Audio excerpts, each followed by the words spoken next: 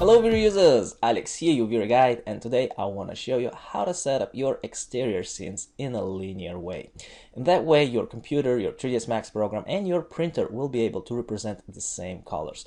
Linear means flat, means one line, so basically you're straightening and making your whole process, your whole workflow to be in the same colorization. Alright, the first thing that you want to do when you're setting up your linear method is to work with color mapping linear.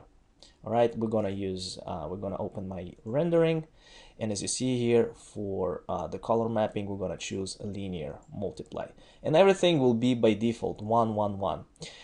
Regarding the rendering settings, I'm not gonna use anti-aliasing just in order to speed up the process, and in global switches you need to turn off the filter maps, also something that's gonna speed up a little bit the rendering process. I'm going to use the irradiance map on a low and light cache, just 500, and use light for glossy rays just to optimize and make it faster on the glossy refractions. All the rest is pretty much basic, no changes. And I'm going to click render and render this image. As you see here, I'm using sRGB button. This button needs to be on. And when I'm saving my images, I'm gonna save my images as HDRI.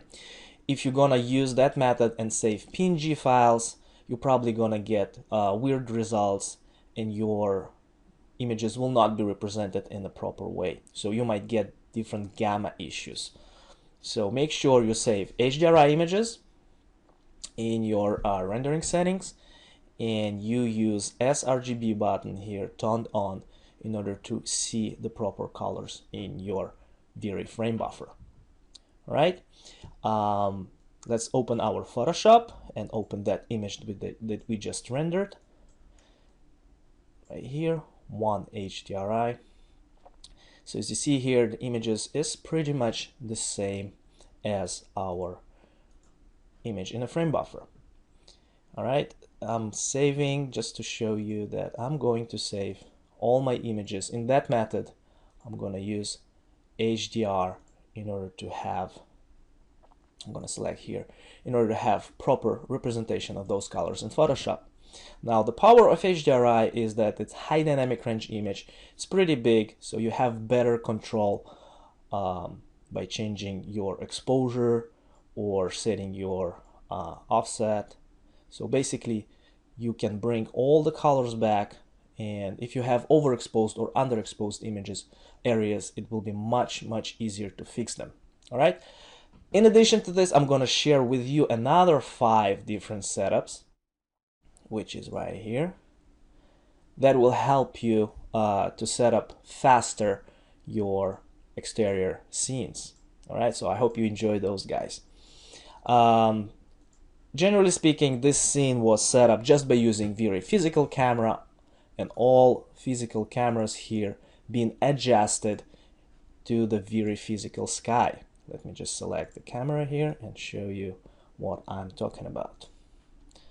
So as you see here, color balance in each camera was adjusted according to the color temperature of the sky. Let me just open another scene right here. Why don't we do sunset? And I'm gonna click render. As you see here, also I need to activate my sRGB button in order to represent colors properly. And let me just go and select my camera, show you that this color was also optimized in order to match the entire scene temperature. All right, so basically what you need to do, just delete the house, import your files, click render. If you want to increase your quality, of course you need to bump up a little bit the irradiance map and the light cache in order to get more accurate and cleaner results. All right, so I hope you enjoyed this tutorial, and go ahead, download those sample scenes, and really hope that they will help you in your daily work. If you like this stuff, there is much more to come, and you're probably gonna love our new updated VRay Webinars Pack 2.0 with over 40 hours of live training. So all the links below this video for the downloads and for the new updated workshop. I wish you a good day and a lot of success with your renderings. This was Alex, your VRay guide. Talk soon. Adios. Claro que sí.